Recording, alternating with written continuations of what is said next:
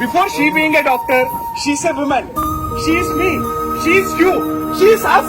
She is my mother, my sister, my daughter. When a daughter is not safe in the home of her mother, and she is not safe on the roads, and when she is not safe in her birthplace and in her home, where else she is safe?